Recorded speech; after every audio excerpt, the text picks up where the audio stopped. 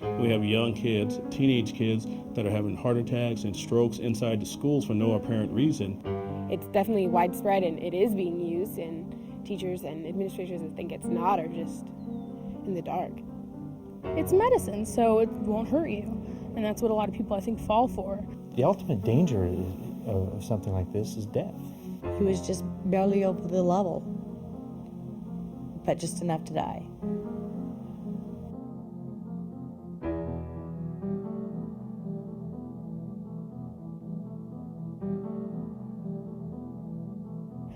I walked into the library to get something. I can't remember what it was, but I went in there in the middle of class, and it was a student who I kind of knew, and he was talking about taking Vicodin that night, the night before, and he was saying it in such a casual manner. And you know, you hear other things, drug things being talked about at school, but I'd never heard anyone talking about prescription drugs. And I was kind of like, Vicodin? That's what my mom took when she hurt her shoulder. You know, what's he doing with Vicodin? This isn't something they warned us about in health. This isn't the drug that they say watch out for marijuana, watch out for this, watch out for that. They don't say anything about watch out for Vicodin. Teachers and parents and everyone seriously think that prescription drugs aren't a problem. Well, I don't see kids thinking it's a problem that prescription drugs are being used, but I see that it's definitely widespread and it is being used, and teachers and administrators that think it's not are just in the dark. You're dealing with something that's across the board. I mean, not only do students abuse prescription drugs, but parents do too. It's your everyday people. It's your next door neighbors. It's the kids at the high school. It's people you work with. You'd be surprised how many people that you're sitting right next to that have a prescription drug abuse problem. You'd never know. And the sad thing is how easy it is for them to get it. They call it farming, prescription drug abuse, the use of any prescription drug or over-the-counter medication for non-medical or recreational purposes. The most commonly abused prescription drugs include sedatives, stimulants, and especially narcotic painkillers. Prescription narcotic painkillers now rank second behind marijuana as the most abused drug in the country. The Oxycontin and the Vicodin are the two big ones that you actually see on the street. It's called, the pill form of heroin. Today, more than 6 million Americans abuse prescription medications. Sales of prescription painkillers have tripled since 1996, and their recreational use by teens is rising at an alarming rate. Roughly 6% of the nation's 12th graders have used a prescription narcotic painkiller, sedative, or stimulant recreationally in the past year. Prescription drugs on campus are a trend nationwide. You'll find people actually targeting school age, high school and middle school age kids, and in some cases even elementary school age kids. The problem is you run into the junior highs even, where kids are bringing these things into the schools. You could probably randomly walk in anybody's bathroom and find prescription drugs, Tylenol 3s, codeine derivatives, Vicodin, OxyContin, and that. So they're widely available, easy to get, both legally and illegally, and very addictive. If mom or dad has a prescription for, say, Vicodin for an injury or for getting your wisdom teeth taken out, they don't use the whole prescription or they don't use any of it, but they fill it and they put it away in a medicine cabinet, and 6 months later they don't really even pay attention to it, then maybe the kid grabs and goes, it takes half the pills, takes them to school, maybe sells them, and also uses them. A lot of kids also are stealing their parents' prescription drugs right out of the medicine cabinet, right out of mommy's purse. Some adults even sell their prescription drugs to kids on the streets. Prescription drugs are more accessible than marijuana. And if they're not in your house, they're in a friend's house. Something that you would want, that would have some kind of effect. And it would be just too easy to take one without anyone noticing. If someone wanted a Vicodin, and depending on if they knew a dealer or not, if you don't know a dealer, per se, it takes about maybe an hour to get a Vicodin. If you know a dealer, 15 minutes max. Because it only takes a few seconds to do a transaction. So they may go into the restroom. They may do it between classes when there's a huge crowd of students out in the hallways. I mean, it's amazing that how resourceful teenagers get when it comes to getting that kind of effect in an easier way or a cheaper way or a way where they're less likely to be caught. And I think that's what prescription drugs are, because, it's just so easy. I know I could do it if I wanted to. It's a piece of cake. They just make a fast exchange in the hallways, just pull it out of their pocket and drop it in their hands and trade it for money. You just go out to the bathroom during class, meet them in the courtyard. Yeah, I've seen exchanges for prescription drugs and everything millions of times.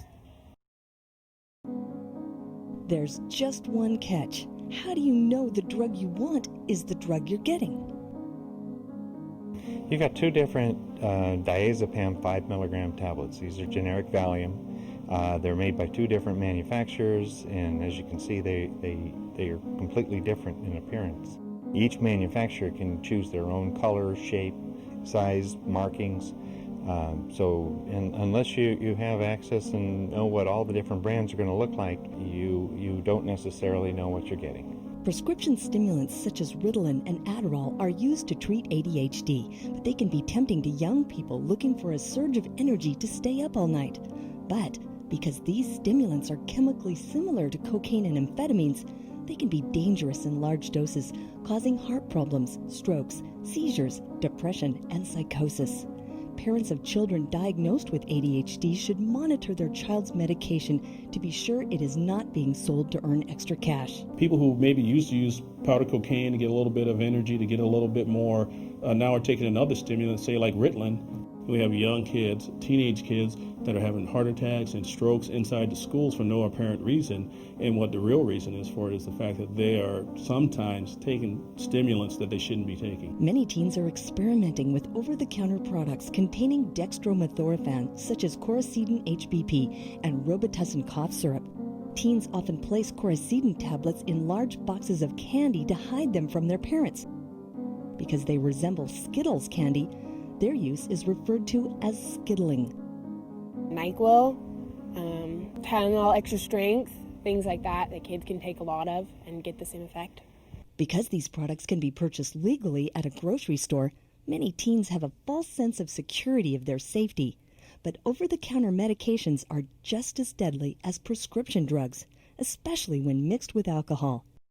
Teens are 18 times more likely to die from an overdose of over-the-counter medications than from an overdose of an illegal drug. It's even worse when you're mixed with alcohol. The effect is, multiplied.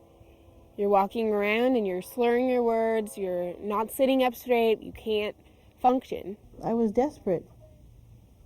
I had a lot of pain inside of me and I wanted to numb it. I didn't want to think about all this stuff about life that I was going through. And so I would take them to numb it so I wouldn't have to think about it. And with me and lorazepam, I started out taking taking 7, 8, 9, 10 at a time, whatever. And when I was high, I liked that feeling and I didn't want it to go away, so then I would take more, thinking that it would keep me at that level. And at the end of this nightmare, I was up to, I'd go through 120 lorazepams in about 2 or 3 days. Yes, my brother was an addict. A continuous addict. He started from a neighbor across the street, smoking marijuana, and continuing to methamphetamines, which continued to even stronger drugs. He never had a prescription drug problem until he had met his girlfriend, and she introduced him to a whole new world. This young lady was a prescription drug abuser. So when he met her, she was constantly going to the doctors all the time. She would doctor hop, is what they call it. She would go to one doctor and I don't feel good, I'm in pain, and she was on several prescriptions. And then if that doctor, she wasn't getting anything, or she was, wasn't getting what she wanted from him, she would go to another doctor. He thought it was okay because if you got a prescription drug, it was okay. I got a call at work and they said, you need to get to your brother's right away. But all of a sudden, I just felt an ungutly feeling that was just horrid. And I thought, something's wrong. I actually just stood there for a minute and everybody was looking at me because I didn't know what to do. I didn't want to move. I was afraid. So I got in my car and started driving up the highway. As soon as I turned that corner and saw that caution yellow tape around that trailer, I looked around for my brother, and all I could see was his girlfriend crying, and I knew he was dead.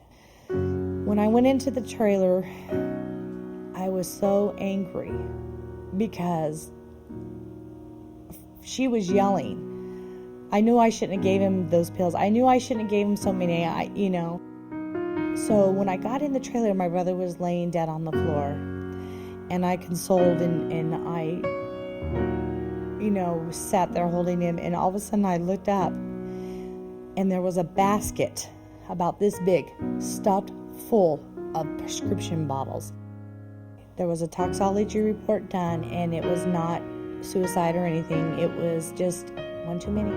He could have taken a couple, then later taken one later on that night, and he probably maybe had took one at that last one at 10 o'clock, and that if he wouldn't have maybe took that one, he might not have died. But he did. And he went into a sleep and never woke up, and there was no reviving him or anything. It was too late.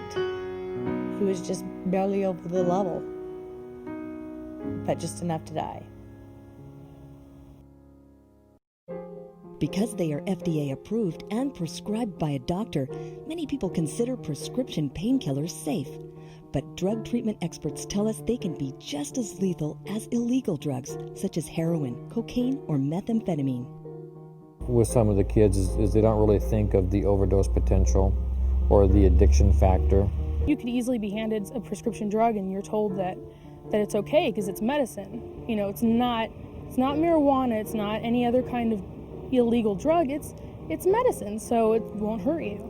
And that's what a lot of people, I think, fall for. I just think that people, since they're technically medicine, people see them as not being bad. You take them and it's medicine, it's not going to hurt you.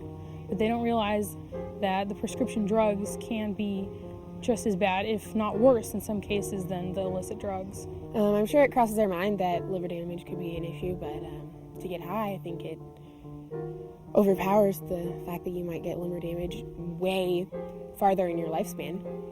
I'm lucky. I often wonder, why am I still alive? Well, obviously, we're all made differently, and our bodies are all different, and different chemical makeups can cause different reactions from different things, but until that happens, we don't know that. And once it happens, sometimes it's too late. You don't know you're allergic to a medication unless, one, you take it and you have an allergic reaction. And hopefully, you're under the care of a doctor when you do it, so that when you take it, you have an allergic reaction, you're able to call a doctor, call a hospital, and go there. Or if you take it illegally, you're more apt not to call a doctor, do not ask for emergency help, and then you end up, dying in your home, your dormitory room, your hotel room, or wherever you're using this at, right on the job. Methadone is used as a painkiller and to prevent the severe pain associated with heroin withdrawal. But just like other narcotic painkillers, its recreational use can have lethal consequences. This is methadone pills being diverted from pain prescriptions, getting onto the street and being used with fatal consequences. It's a significant problem. If it ends up on the street, people who are naive with the medicine or use the medicine with alcohol or other drugs can overdose and die from it. She was selling them. She was selling the methadone to people. There could have been another death from that prescription, because now these drugs aren't just going to people that have the prescription. These drugs are going all over the streets.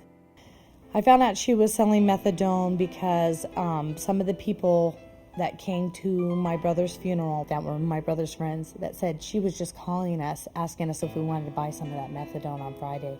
I said, you're kidding me. These people could take this one time and die. It can be even more dangerous than street drugs, because it could take one, it could take 3 pills. All it takes is one. So now that you know the dangers of abusing prescription and over-the-counter medications, how can you tell if someone you know is abusing or addicted to prescription drugs?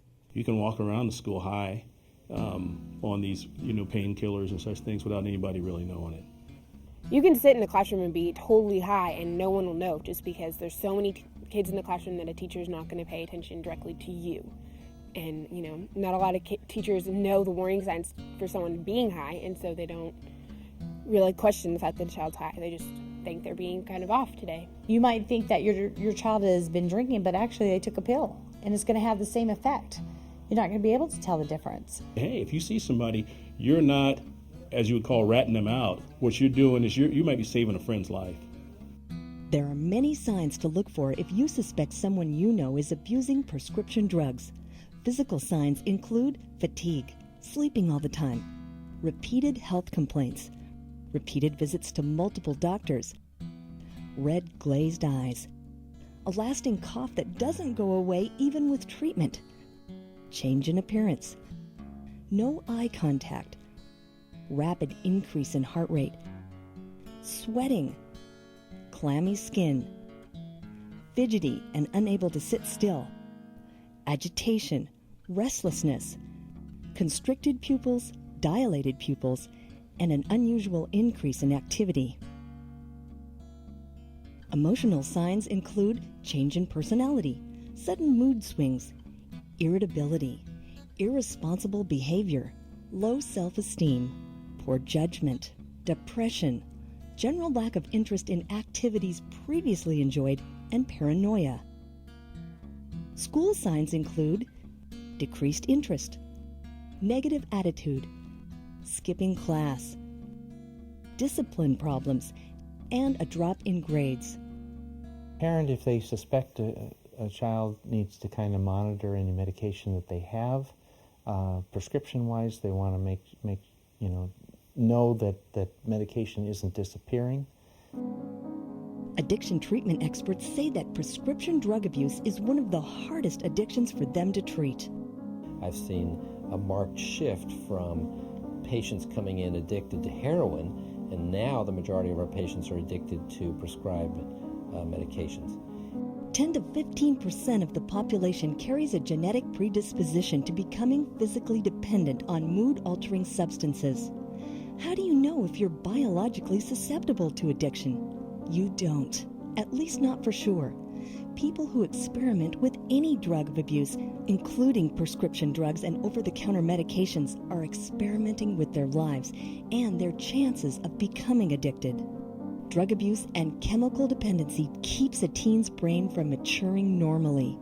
All drugs of abuse can cause significant and lasting changes in brain chemistry, and often the brain does not return to the previous state even after years of abstinence. The first time you use OxyContin, you can be addicted to it. Once your brain becomes addicted, you are essentially addicted for the rest of your life. It's not uncommon for someone to be clean and sober for 10 years and still wake up with drug dreams of using, and that's the brain saying, I haven't forgotten, I remember what this used to feel like. Teens experiment with drugs casually at first, assuming they'll retain control. Unfortunately, most teens are unaware that it's entirely possible for genetics to take over and rob them of control. Teens often begin experimenting with alcohol or marijuana, but many tend to become addicted quickly and rapidly move to more serious usage of other drugs, including prescription drugs.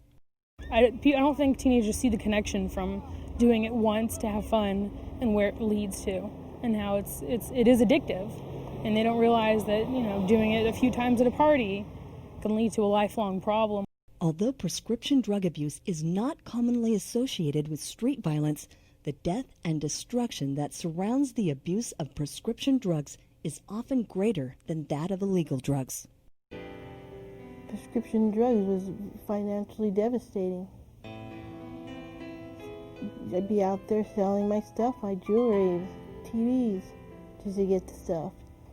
And I watched his pain and his suffering, and that's what that drug cost. That's what drugs cost, pain and suffering. You get that quick high and that addiction that your body needs it again. And when you come down, you feel even worse. And you hurt. And you feel horrible. And there's nothing anybody can do. It's such a strong addiction. Sometimes not even seeing somebody dead in a coffin does it. An addiction to prescription drug use can lead to bankruptcy. It can lead to forging prescriptions and ending up in jail and being charged with felonies for altering a drug prescription or flat out stealing drugs from somebody. I mean, those aspects of an addiction are very real, and a lot of people don't realize that. You can kill yourself the first time you do this. You can injure yourself beyond repair, physically or mentally, so that you will never be the same again. See, we have choices as people, and we have a choice to say no. And when you say yes, you take that responsibility.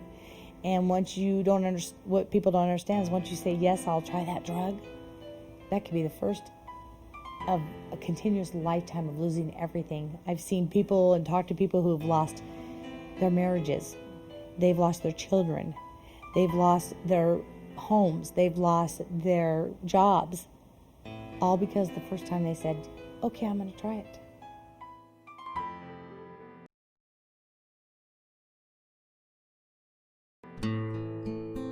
These people chose to say yes and lost everything. They lost their lives.